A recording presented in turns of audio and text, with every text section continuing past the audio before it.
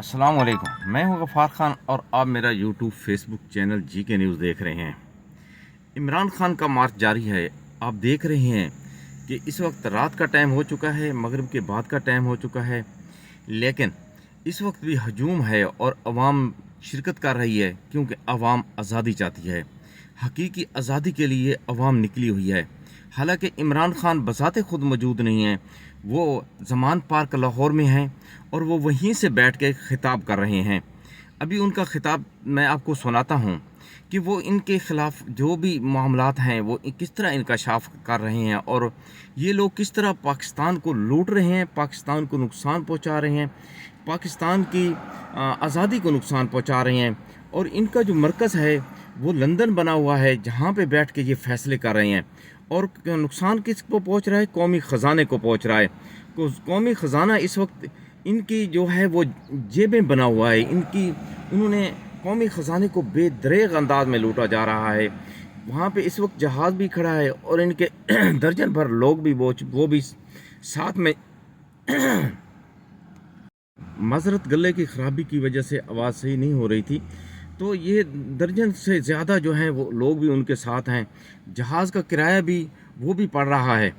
तो आइए इमरान खान की गुफ्तगू। मेरे पाकिस्तानियों, सबसे पहले तो जो तुर्की के अंदर इस्तांबुल में जो दहशतगर्दी का हमला हुआ और जिसमें कई लोग शहीद हो गए और कई जख्मी हुए, तो मैं सदर अर्दोगान और तुर्की के लोगों के लिए पाकिस्तानी कौम की तरफ से हम अफसोस भी करते हैं, इज़हार यकजहती भी करते हैं और हम दुआ करते हैं कि अल्लाह वो उनके घर वालों के लिए, उनकी फैमिलीज़ के लिए जो कि ज़ख्मी हैं और जो इस दुनिया से चले गए, हम सब उनके लिए दुआ करते हैं।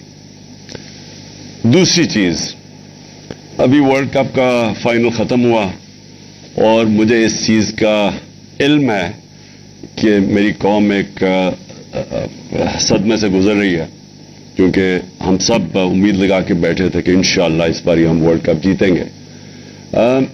तो मैं दो तीन चीज़ें अपनी पूरी बात करने से पहले मैं अपनी कौम से कहना चाहता हूँ कि देखिए, सबसे पहली कि हार जीत होती है।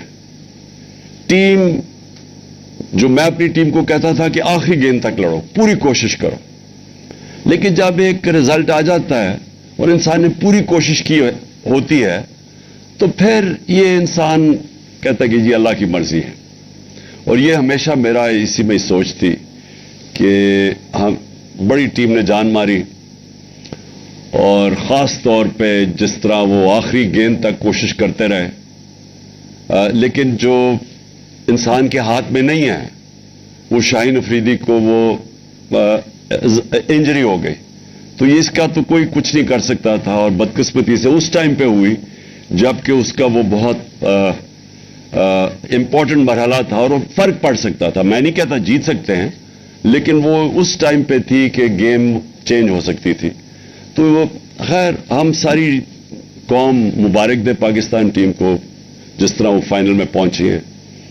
मैं खास तौर पे आज कहना चाहता हूं कि जो हमारी फास्ट बॉलिंग अटैक है, आज मैं ये कह सकता हूं कि जो मैंने देखा, बड़ी देर के बाद क्रिकेट देखी, दुनिया में बेहतरीन फास्ट बॉलिंग अटैक है। हम दुआ करते हैं कि शाहीन अफरीदी जल्दी से पूरी तरह फिट हो, लेकिन बेहतरीन अटैक है। हमारे पास बाबर आजम एक वर्ल्ड क्लास बैट्समैन है और मेरे ख्याल में ये दुनिया का सारे बैट्समैन को पीछे छोड़ जाएगा माशाल्लाह, जिस तरह ये आगे बढ़ रहा है। और भी बड़ी अच्छी हमारी टीम में प्रॉमिसिंग हैं। तो इंशाल्लाह हमें इसमें से मायूस तो हम हैं, लेकिन हमें देखना चाहिए कि हम माशाल्लाह वो टीम है पाकिस्तान जो कि दुनिया की अब टॉप टीम में गिनी जाती है। अब मैं आ जाता हूं जो हमारी अब मार्च हो रही है। कई लोग कह रहे हैं कि जी बड़ी आहिस्ता आहिस्ता मार्च जा रही है। आहिस्ता तो मार्च ने जाना ही था। जब एक हमला हुआ वजीराबाद में और सबके सामने एक मुझे मारने का जो पूरी साजिश थी, तो उसकी वजह से जो हुआ वो तो मार्च ने आहिस्ता होना ही था। और मैं ये मार्च का पहले आप सारी कौम को बता भी दूं कि ये क्यों है, कि इसके ऊपर बड़ा प्रोपेगेंडा हो रहा है कि जिस तरह पता नहीं क्या हम मुल्क पे जुल्म कर रहे हैं। اپنی قوم کو یاد کرانا چاہتا ہوں کہ میرے 3.5 سال میں 3 لانگ مارچز ہوئی، بلکہ ایک چوتھی ہوئی تھی جو کہ راستے میں رک گئی تھی. 4 ہوئی تھی لانگ مارچز. تو کیا وہ غیر جمہوری چیز تھی؟ پوری انہوں نے کوشش کی گورنمنٹ گرانے کی. مقصد چاروں کا ایک ہی تھا، NRO لینا، یعنی میں عمران خان کو اتنا بلیک میل کریں کہ وہ ان کے کرپشن کیسز ختم کر دیں. تو یہ جو لانگ مارچ ہے یہ اس سے بالکل مختلف ہے. عمران خان کوئی اپنے کرپشن کیسز نہیں ختم کروانے کے لیے کر رہا. یہ ملک کے لیے بہت ضروری ہے کہ اس وقت ہم اپنا جمہوری حق، پرامن احتجاج ہمارا جمہوری حق ہے، ہم اس کو استعمال کرتے ہوئے ہم اس ملک کے اندر صاف اور شفاف الیکشنز کروائیں. میں ساری اپنی قوم کو کہنا چاہتا ہوں کہ 7 مہینے سے میں کہہ رہا ہوں کہ جو ایک یہ رجیم چینج سازش ہوئی، جو ہینڈلرز نے اور یہ سازشوں نے مل کے حکومت گرائی ہماری، میں یہ تب سے کہتا جا رہا ہوں کہ ان سے نہ سنبھالی جانی تھی، کیونکہ ان کا ماضی 30 سال سے تو یہ 2 خاندان ملک کے اوپر بیٹھے ہوئے ہیں. تو اگر انہوں نے کچھ کرنا تھا تو 30 سال پہلے کر لیتے. ان کے دور میں تو بنگلہ دیش بھی آگے نکل گیا، ہندوستان بھی ہمارے سے آگے نکل گیا. اس سے پہلے ہم ان سب سے آگے تھے 90 کی دہائی تک. تو انہوں نے اگر کچھ کرنا ہوتا تو کر چکے ہوتے. تو ان کو جب جنہوں نے بھی لے کے آیا اور ہینڈلرز نے بٹھایا ہمارے اوپر، میں تو 7 مہینے سے کہہ رہا ہوں کہ یہ ملک کو تباہی کی طرف لے کے جا رہے ہیں. میں نے معیشت کے اوپر بتایا کہ ان سے نہیں سنبھالی جائے گی، کیونکہ جو معیشت چھوڑ کے گئے تھے وہ تو پاکستان کو دیوالیہ نکال کے گئے تھے 2018 میں. تو اب انہوں نے کیسے ٹھیک کرنی تھی؟ جو ایک ملک کے معیشت کو تباہ کریں وہ ٹھیک تو نہیں کر سکتے. جو ملک کے ادارے تباہ کریں، دنیا کی تاریخ میں وہ جو ادارے تباہ کرتے ہیں وہ ٹھیک نہیں کر سکتے. تو میں تو تب سے کہتا جا رہا تھا کہ ہم نے اتنی مشکلوں سے 17 سال کے بعد پاکستان کی جو معاشی ترقی تھی وہ 17 سال کے بعد بہترین چل رہی تھی. جو ہماری دولت میں ملک کے اضافہ ہو رہا تھا یہ تو لکھا ہوا ہے، یہ کسی ایکسپرٹ سے بھی پوچھ لیں کہ یہ 17 سال کے بعد پاکستان کی معیشت اوپر جا رہی تھی. سب سے بڑی بات، اور آج فیصلہ آباد میں لوگ دیکھ رہے ہیں، جو انڈسٹری ہے، جو لارج سکیل مینوفیکچرنگ ہے، جس سے اصل میں ملک کی دولت میں بھی اضافہ ہوتا ہے اور روزگار بھی ملتا ہے، وہ تو شاید 50 سال میں سب سے تیزی سے 26% پہ بڑھ رہی تھی ہماری لارج سکیل مینوفیکچرنگ، جو آج گر کے 0 پہ پہنچ گئی ہے.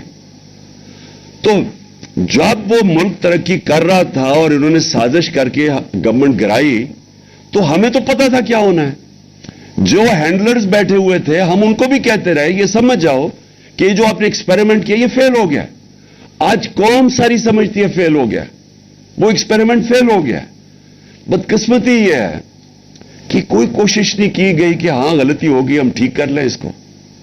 اور ٹھیک صرف ایک راستہ تھا جو میں 7 مہینے سے کہہ رہا ہوں، اور وہ ہے صاف اور شفاف الیکشن. تو اس کے لیے یہ مارچ ہے.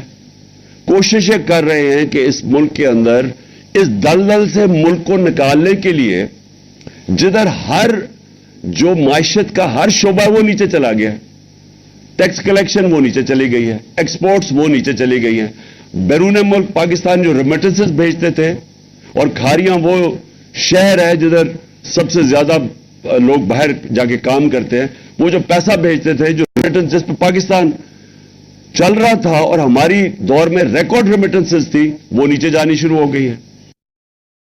نیچے جانی شروع ہو جائیں تو سب سے بڑا سوال یہ ہے کہ اب ہم پیسہ کدھر سے لے کے آئیں گے قرضوں کی قسطیں واپس کرنے پہ. دیکھیں، جب ایک ملک کی دولت میں اضافہ ہوگا تو وہ اپنے قرضوں کی قسطیں واپس کریں گے، کیونکہ قرضے تو وہیں کے وہیں ہیں، سود ان کے اوپر لگ رہا ہے، وہ بڑھتے جا رہے ہیں. اور اس حکومت نے آ کے 3 مہینے میں وہ قرضہ لیا ہے جو ہم نے 9 مہینے میں لیا تھا. اس 3 مہینے میں اس سے زیادہ قرضہ لیا جو 9 مہینے میں ہم نے لیا تھا. تو قرضے بڑھتے جا رہے ہیں، ان کے اوپر سود بھی دینا ہے، اور جو آمدنی جس سے قرضے واپس کرنے ہیں وہ کم ہوتی جا رہی ہے. تو ملک کا تو دیوالیہ نکلنا ہے. تو اس کو کیسے ٹھیک کریں گے؟ میں یہ کوئی آج معیشت کا ایکسپرٹ ہو، جو سیاست کا ایکسپرٹ ہو، جو ویسے کوئی دانشور ہو، میں چیلنج کرتا ہوں کہ ایک مجھے آدمی بتا دے پاکستان میں جو آج یہ سمجھتا ہے کہ صاف اور شفاف الیکشن کے بغیر ہم اس ملک کو اس دلدل سے نکال سکتے ہیں. مجھے ایک آدمی بتا دے. اور مسئلہ پھنسا کدھر ہوا ہے؟ مسئلہ پھنسا ہوا ہے لندن میں.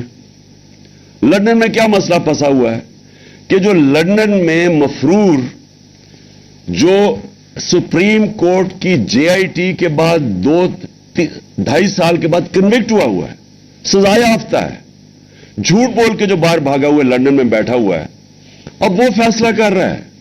اور وہ فیصلہ یہ کر رہا ہے کہ الیکشن, کیونکہ الیکشن میں وہ ہار جائے گا اس لیے الیکشن نہیں کروانے. وہ اپنی ذات کے لیے, اپنی کرپشن بچانے کے لیے میرے سے ڈر کے, اسے پتا ہے کیونکہ الیکشن میں ہارنا ہے, لہذا وہ سارا ملک, آج ہمارا سارا ملک کے تباہ کر رہا ہے, تباہی کی طرف دھکیل رہا ہے اپنے آپ کو بچانے کے لیے. اس کا سارا پیسہ باہر پڑا ہے. یعنی جو پیسہ پاکستان میں وہ کچھ نہیں, جو اس کا پیسہ باہر پڑا ہوا ہے. انہوں نے 30 سال پیسہ چوری کر کے ملک سے باہر لے کے گئے. یہ جو حدیبہ پیپر مل کے اندر جو ان کے منشی اور یہ جو موجودہ فورن منسٹر ہے, اس نے 164 کا بیان دیا ہوا ہے عدالت میں جا کے کہ میں نواز شریف کا چوری کا پیسہ ملک سے باہر بھجواتا تھا. وہ قاضی فیملی جو لندن میں بیٹھی تھی الفرڈ میں, ان کے بینک اکاؤنٹس دکھائے ہوئے ہیں اس نے کہ کن بینکوں میں پیسہ بھیجتا تھا, چوری کا پیسہ. یہ آج سے 20 سال پہلے کی بات ہے, 22 سال پہلے کی. 25 اپریل 2000 کے اندر اس نے یہ 164 کا بیان لکھوایا ہوا ہے.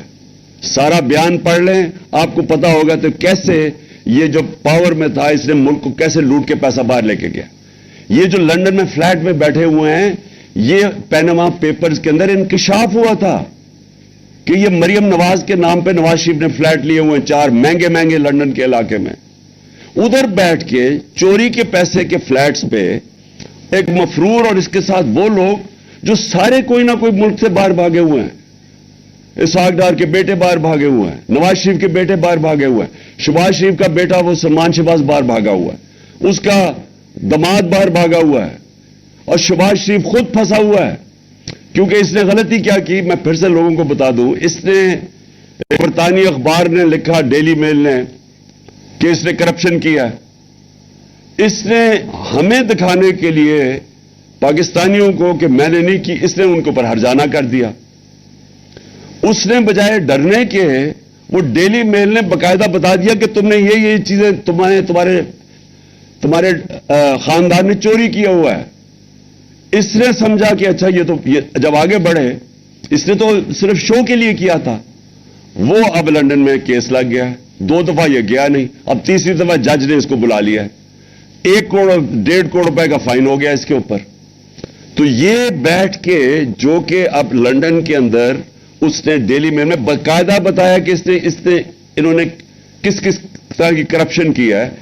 یہ لوگ اس ملک کے مستقبل کا فیصلہ کر رہے ہیں. یہ بیٹھ کے فیصلہ کر رہے ہیں کہ آرمی چیف کون بنے گا. یعنی وہ لوگ جنہوں نے زندگی میں کوئی دیانتداری سے آج تک فیصلہ نہیں کیا, ایک آدمی میرٹ پہ نہیں رکھا, ان کے خاندان سب سے پہلے آتا ہے پھر میرٹ آتی ہے. انہوں نے وہ لوگوں کو اوپر لے کے آئے ہیں آج تک جن کو یہ رشوت دے سکیں, جن کو منہ بند کروا سکیں. عہدوں کے اوپر دیکھیں, بڑے بڑے عہدوں کے اوپر یہ کون بٹھاتے ہیں؟ میرٹ پر ہی لوگ آتے ہیں جنہوں نے میرٹ پہ کوئی کام ہی نہیں کیا, اور مقصد صرف ایک ہوتا ہے کہ ہمارے چوری کا پیسہ بچے گا کیسے, اور چوری ہم کریں گے تو روکے گا کون کیسے. وہ لوگ بٹھاتے ہیں. اب یہ پاکستان کے آرمی چیف کا فیصلہ کر رہا ہے لندن میں بیٹھ کے, اور یہ فیصلہ کر رہا ہے کہ کیونکہ الیکشن ہم جیت نہیں سکتے لہذا ہم نے الیکشن نہیں کروانا. باہر میں جائے پاکستان, ملک کی معیشت نیچے جائے, جو بھی ملک ہو جائے, ان کو کوئی فرق نہیں ہے کیونکہ لندن میں بیٹھا ہوا ہے, پیسے اس کے لندن میں ہیں. جب مشکل پڑتی ہے لندن بھاگ جاتا ہے, ساری فیملی لندن بھاگ جاتی ہے. ان کے لیے سب سے بڑا عذاب ہوتا ہے کہ ہمیں ای سی ایل پہ ڈال دیا. میں ان کو کہتا ہوں کہ مجھے ای سی ایل پہ ڈالو. مجھے کیوں نہیں ای سی ایل پہ ڈال؟ کیونکہ میں نے باہر جانا ہی نہیں ہے, میرے باہر پراپرٹیز نہیں ہے, میری کوئی باہر بینک اکاؤنٹس نہیں ہے. مجھے کیا فرق پڑتا ہے ای سی ایل میں ڈال؟ ان کے لیے عذاب ہو جاتا ہے. शॉपिंग उधर करनी है, इलाज उधर करनी है, ईदें उधर बनानी है और बिजनेसेस उधर करनी है, इन्वेस्ट उधर करना है और उधर पाकिस्तानियों कह रहे हैं कि पाकिस्तान पैसा भेजो, अपना सारा पैसा बाहर रखा हुआ है। तो ये सबसे पहले लॉन्ग मार्च का ये भी मकसद है कि कौम को हम जगाएं कि हो क्या रहा है हमारी कौम के साथ। देखें, मुल्क समझ जाएं, ये पाकिस्तान मुल्क 22 करोड़ का है, इसकी 68% आबादी 28 साल की उम्र से कम है। अगर हमने इन लोगों को सही आईनी तौर तरीका ना सिखाया एहतजाज का, ये श्रीलंका की तरफ निकल जाएंगे, क्योंकि नौजवान तो अब समझ बैठे हैं, सोशल मीडिया पे नौजवान आ गया है। जितना मर्जी आप मीडिया को बंद करें, जितने मर्जी पाबंदी लगाएं, जितना मर्जी डराएं इन सहाफियों को, सोशल मीडिया तो चल रहा है और नौजवान सारा सोशल मीडिया पे है और उनमें शऊर आ चुका है और वो देख रहे हैं तमाशा क्या हो रहा है पाकिस्तान से। शुक्र करें कि हम लॉन्ग मार्च और आइन के बीच में रहते हुए हम अपने सारा ये जो इस अवाम का गुस्सा है वो हम इस तरह लेके जा रहे हैं, पुरअमन एहतजाज पे लेके जा रहे हैं। शुक्र करना चाहिए। 7 महीने से बार बार अवाम आपको बता रही है, सारी कौम को, कि अवाम ने ये जो चोरों को हमारे ऊपर मुसल्लत किया साजिश के तहत, कौम इनको मुस्तरद कर बैठी है। इलेक्शन में ये बताते हैं, जो बाई इलेक्शन होता है उसमें वो बताते हैं, जो जलसे हैं कभी ऐसे हुए ही नहीं है। मार्च में जब पब्लिक निकली वो बता रही है, समझा था कि मेरे बगैर कोई निकलेगा नहीं, लॉन्ग मार्च में देख लें पब्लिक निकल रही है। तो पब्लिक तो बता रही है कि हम ये जो आपने समझा हमें भेड़ बकरियों की तरह, ये भेड़ बकरी शऊर वाले लोग हैं और ये आपको एक सिग्नल दे रहे हैं। और इंशाअल्लाह जब ये मार्च पहुंचेगी इस्लाम पिंडी, और मैं जब इंशाअल्लाह वहां पहुंचूंगा तो सारी कौम अब देखेगी, सारे पाकिस्तान से लोग आ रहे हैं पिंडी। इतनी कभी पब्लिक नजर नहीं आएगी इस मुल्क की तारीख में जो आने वाली है पिंडी। और वो सिर्फ एक चीज कह रही है, हमें भेड़ बकरियां ना समझो, हम इन चोरों को नहीं तस्लीम करते, हम इलेक्शन चाहते हैं, हम फैसला करना चाहते हैं कि इस मुल्क की क्यादत कौन करेगा। कोई बंद कमरों में या कोई बैरूनी साजिश के तहत हम कोई नहीं हुकूमत को कबूल करते। कौम कह बैठी और ये कहेगी जाके इंशाल्लाह जब पिंडी पहुंचेंगे। और मैं 2 और बातें करना चाहता हूं। जब से ये आए हैं, पहले तो मुझे बताएं, इन्होंने कहा इमरान खान ने बिल्कुल पाकिस्तान को इंटरनेशनली आइसोलेट कर दिया। इन्होंने बार बार कहा कि इमरान खान ने आइसोलेट कर दिया। ये 7 महीने से बैठे हुए हैं। मुझे एक चीज बताएं कि इन्होंने इंटरनेशनली फॉरेन पॉलिसी पे कोई मुल्क का फायदा करवाया हो। मुझे एक चीज बता दें। मैंने बड़ा रोका हुआ था, बैरूनी दौरे मैंने बड़े देख के करता था। मैं किसी बैरूनी दौरे पे नहीं जाता था जब तक मेरे मुल्क को फायदा ना हो। मेरे बच्चे इंग्लैंड में थे, 3.5 साल में 2 दफा मुझे दावत मिली इंग्लैंड जाने के लिए, लेकिन मैंने फैसला किया कि उन दौरों से मेरे मुल्क को फायदा नहीं है, मैं नहीं गया। नवाज शरीफ 24 दफा निजी दौरे किए इसने प्राइम मिनिस्टर होते हुए बरतानिया के। जरदारी 50 दफा निजी प्राइवेट दौरे किए इसने दुबई के। मैंने तो कोई नहीं किया। और मैं ये पूछना चाहता हूं कि इन्होंने 7 महीने में इनकी कैबिनेट, इनके पार्लियामेंटेरियंस ने 3 गुना ज्यादा दौरे किए जो हमने 3.5 साल में नहीं किया। पैसा इन्होंने खर्च किया, महंगे महंगे होटलों में ये ठहरे। ये अभी चाइना गया तो 777 बोइंग वो लेके चला गया, जिस तरह पाकिस्तान में तेल की नहरें बह रही हैं। क्या इन्होंने अचीव किया? कोई मुझे बताएं कि पाकिस्तान को कोई फायदा हुआ इससे। बताएं कि कोई हमारे रिलेशनशिप बेहतर हुई। बल्कि मैं आज आपको कह रहा हूं, पाकिस्तान का वकार दुनिया में नीचे गया। हमारे दौर में हमने इस्लामोफोबिया, जो दुनिया के अंदर इस्लाम के खिलाफ जो एक पूरी मुहिम है, हमने उठाई थी, पाकिस्तान ने उठाई थी। यूनाइटेड नेशंस में, OIC के अंदर दुनिया एक्नॉलेज करती थी, मुसलमान दुनिया के, पाकिस्तान एक खड़ा हुआ उसके लिए। हमने, मेरा सारा जो हमारी बाकी मुल्क से ताल्लुकात थे, वो ये नहीं कि मैं किसी से कोई लड़ाई करना चाहता था, मैं खुददार पॉलिसी चाहता था, आजाद फॉरेन पॉलिसी चाहता था। میں وہ فورن پالیسی کے اوپر کام کر رہا تھا جس سے جو پاکستانیوں کے مفادات کے لیے ہو. میں کوئی کسی کے سامنے کوئی جھک کے اور پیر پکڑ کے میں وہ فورن پالیسی نہیں چاہتا. میں خوددار فورن پالیسی چاہتا. ہم امریکہ سے چاہتے ہیں وہ فورن پالیسی جس طرح ہندوستان کی ہے. ہندوستان کے امریکہ سے تعلقات ہیں لیکن بڑی خودداری ہے ان کے اندر. وہ اپنے لوگوں کے مفادات کے لیے کھڑے ہوتے ہیں. ہمیں وہ جس طرح ماضی میں وار آن ٹیرر میں کسی کی غلامی کبھی نہیں قبول کر سکتا. پاکستان اس لیے نہیں بنا تھا. تو خوددار فورن پالیسی کو اگر یہ کہہ رہے ہیں کہ جی ہمیں دنیا میں آئسولیٹ کیا, تو تم نے جوتے پالش کر کے کیا کیا اب تک؟ بتائیں. آپ نے لوگوں کے جوتے پالش کیے ہیں, سب کے سامنے گر جاتے ہیں, ایسے کھڑے ہوتے ہیں ہاتھ باندھ کے کہ جی میں مانگنے نہیں آیا, میں مجبور ہوں. کتنے پیسے آ گئے ہیں, کتنا فائدہ ہو گیا پاکستان کو. اور پھر فورن پالیسی کے علاوہ مجھے یہ بتائیں کہ آج جدھر ہمارا ملک کھڑا ہے, میں ان سب سے آج پوچھتا ہوں, جدھر آج پاکستان کھڑا ہے, کیا کسی کے پاس راستہ ہے کہ جو ہمارا ملک معاشی طور پہ نیچے جا رہا ہے؟ کسی کے پاس کوئی راستہ ہے؟ ان ساروں کیبنٹ سے پوچھ لیں ان کے لوگوں سے کہ کسی کے پاس کوئی راستہ ہے کہ یہ جو تیزی سے نیچے جا رہا ہے ہمارا ملک, اس کو بچا سکتا ہے؟ ہمارے جو بزنس کمیونٹی ہے, 88% بزنس مین نے کہا ہے کہ ہمیں پاکستان غلط راستے پہ جا رہا ہے. یعنی بزنس کمیونٹی کا ان کا کوئی ان کے اعتماد نہیں ہے حکومت کے اوپر. یہی فیصلہ آباد تھا جب ہم آئے تھے 2018 میں. فیصلہ آباد کے آج اگر لوگ دیکھ رہے ہوں تو فیصلہ آباد کے اندر جو ٹیکسٹائل انڈسٹری تھی وہ اپنی مشینیں بیچ رہے تھے, ٹیکسٹائل انڈسٹری کو ریل اسٹیٹ میں کنورٹ کر رہے تھے. ہمارے یہ آج سے 7-8 مہینے پہلے فیصلہ آباد کے لوگوں سے پوچھے, مجھے جو ٹیکسٹائل کے کارخانے کے جو مالک تھے مجھے کہتے ہیں ہمیں مزدور نہیں مل رہا ہے ٹیکسٹائل انڈسٹری کے لیے. جو ٹیکسٹائل کی سیلز ہوئی, پاکستان کی تاریخ کے ریکارڈ ٹوٹ گئے تھے. اور پھر سے جو لارج اسکیل مینوفیکچرنگ 26% پہ بڑھ رہی تھی. اور آج وہ ذرا فیصلہ آباد سے پوچھیں کہ لوگوں کے کیا حالات ہیں. آج مزدوروں سے پوچھیں کہ روزگار کتنا مل رہا ہے. آج لوگوں سے تو کون سی قیامت آ گئی 7 مہینے میں کہ سارا کچھ نیچے چلا گیا. مہنگائی پاکستان کی 50 سال میں سب سے زیادہ مہنگائی ہوئی ہے. تیل تو آج سستا ہے. ہمارے دور میں تو مہنگائی تیل کی وجہ سے تھی, بیرون ملک میں تیل کی قیمت اوپر گئی.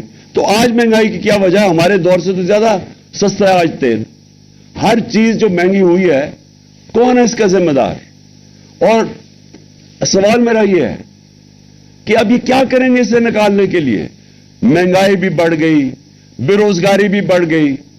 اس ملک کے اندر جو کہ روزگار دینے کے لیے جو انڈسٹری ہے اس کے اندر بھی انویسٹمنٹ نہیں ہو رہی, وہ بھی لوگ پیچھے ہٹ گئے ہیں. بزنس مین کہہ رہے ہیں کہ ہمارے پاس کانفیڈنس, اعتماد ہی نہیں ہے, انویسٹ کیوں کریں؟ اور کیوں انویسٹ کریں؟ کسی کو پتہ ہی نہیں حکومت کدھر چلے گی. اور وہ پوچھیں کہ جو باہر سے اوورسیز پاکستانی جو ہمیں پیسہ بھیجتے تھے وہ کم ہونی شروع ہو گئی ہیں. تو ایک طرف قرضے بڑھتے جا رہے ہیں, دوسری طرف آمدنی کم ہو رہی ہے. تو ساروں سے میں پوچھتا ہوں اس کا کیا حل ہے؟ اس کا ایک حل ہے, صاف اور شفاف الیکشن. اور میں آج اس لیے یہ مارچ والوں کو کہہ رہا ہوں کہ یہ جو جہاد کر رہے ہیں وہ اس لیے کر رہے ہیں کہ اس ملک میں الیکشن ہوں گے تو سیاسی طور پہ استحکام آئے گا. سیاسی استحکام آئے گا تو معاشی استحکام آئے گا, اور تب یہ ملک کی جو معیشت ہے وہ اٹھ سکتی ہے. اور جتنی دیر یہ کھینچتے جا رہے ہیں, الیکشن نہیں کروا رہے, کیونکہ وہ جو لندن میں بیٹھا ہوا مجرم ہے وہ ڈرا ہوا الیکشن سے, اور وہ اپنے آپ کو بچانے کے لیے وہ ملک کو داؤ پہ لگا رہا ہے, ہمارے مستقبل کو داؤ پہ لگا رہا ہے. اور یہ وقت ہے کہ ہم ساری قوم کو میں کہہ رہا ہوں کہ اس میں شرکت کریں. دیکھیں, الیکشن صاف اور شفاف الیکشن ہمیں چاہیے اور ہمیں انصاف چاہیے. اور میں آخر میں اپنی عدلیہ سے پوچھنا چاہتا ہوں کہ ساری قوم آج آپ کی طرف دیکھ رہی ہے. میں اپنے रिस्पेक्टेड ऑनरेबल चीफ जस्टिस से कहना चाहता हूं कि कौम आज आपकी तरफ देख रही है। अभी सारी कौम ने यही देखा कि उन्होंने पाकिस्तान का प्राइम मिनिस्टर नहीं देखा शहबाज शरीफ, अदालत ने कहा पेश हो, 8 दिसंबर को कहा कि आगे अदालत में पेश हो, इसलिए वो मुल्क आगे निकल जाते हैं। कोई कानून से ऊपर नहीं है। यहां इसी शहबाज शरीफ को सजा होने वाली थी। वो जो FIA का केस था मकसूद चपरासी वाला 16 अरब का, इसको सजा होने वाली थी, वहां से भी बच गया।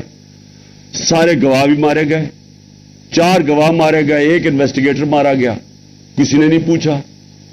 उसके बाद जो भी पाकिस्तान के अंदर अब हम देख रहे हैं, लोग सवाल पूछ रहे हैं कि अरशद शरीफ का, कि देखिए अरशद शरीफ लोगों के दिलों में बैठ गया जाके, क्योंकि सारी कौम को पता है कि उसको पूरी तरह उसके खिलाफ हर किस्म की कार्रवाई की गई। सारी कौम ने देखा कि वो अपने मौक़िफ़ पे खड़ा रहा, वो बार बार सच, जो इन्वेस्टिगेटिव जर्नलिस्ट है जिसका काम है राय हक पे खड़ा होना, वो अपने मौक़िफ़ पे खड़ा रहा और बार बार धमकियां मिलती गईं।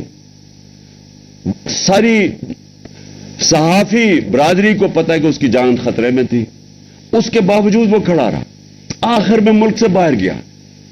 और जो उसको कत्ल किया गया मुल्क से बाहर, सारी कौम को तो इत्मीद ही अब किसी के ऊपर नहीं रह गया। इस गवर्नमेंट के ऊपर इत्मीद रहेगा जिसको वो बेनकाब कर रहा था, या एस्टेब्लिशमेंट के ऊपर जो वो बात तनकीद कर रहा था, वो तो नहीं इंसाफ दे सकते।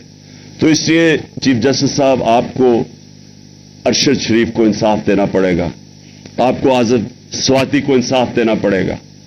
जो आजम स्वाति से हुआ, एक तो उस उम्र के आदमी को नंगा करके तशद्दुद करना, उसको उसके पोते और पोतियों के सामने मारना, और उसके बाद जो वीडियो निकाली और उसकी बीवी को जो तहज्जुद गुजार, ये इसके बाद अगर इस मुल्क के अंदर एक सेनेटर को उससे इतना जुल्म हो और इंसाफ ना मिल सके, तो इस सारे अवाम तो पहले ही समझती है कि इस ताकतवर के लिए एक कानून और दूसरे के लिए, कमजोर के लिए दूसरा, तो ये इंतहा हो जाएगी। और इसलिए हम चाहते हैं कि अब हमारी है, लेकिन मैं FIR नहीं लिखवा सकता। इससे ज्यादा बड़ा जुल्म क्या हो सकता है? तो अगर मैं नहीं लिखवा सकता, तो इसका मतलब आम लोग तो कुछ भी नहीं कर सकते। इसका मतलब उनकी हैसियत ही कोई नहीं है आम लोगों की। ये जो बेचारे आजकल बेरोजगारी बढ़ती जा रही है, लोग टेलीफोन खींच रहे हैं, और लोग तंग हैं इससे कि चोरियां बढ़ती जा रही हैं, स्ट्रीट क्राइम बढ़ती जा रही है, क्योंकि मुल्क नीचे जा रहा है।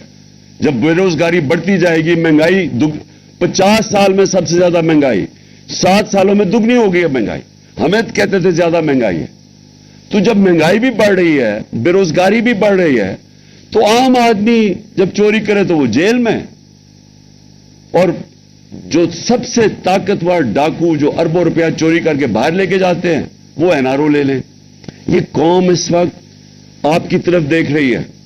केस लगा हुआ है मेरा अदालत के अंदर कि ये जो NRO उन्होंने लिया है नैब अमेंडमेंट्स के तहत, ये तो दुनिया में कहीं कुछ सोच नहीं सकता कि आप अपने कानून पास करें और खुद ही अपने आप को बचा लें उससे। तो इसलिए आखिर में मैं अपनी सुप्रीम कोर्ट के चीफ जस्टिस से बड़े रिस्पेक्टफुली अपनी कौम की तरफ से आपसे रिक्वेस्ट करता हूं कि ये टाइम है कि पाकिस्तान की अदलिया अब अवाम के साथ खड़ी हो। ये जो ताकतवर इस मुल्क में कानून के ऊपर है, आप इनको कानून के नीचे लेके आएं और इस मुल्क को हकीकी तौर पे आजाद करें।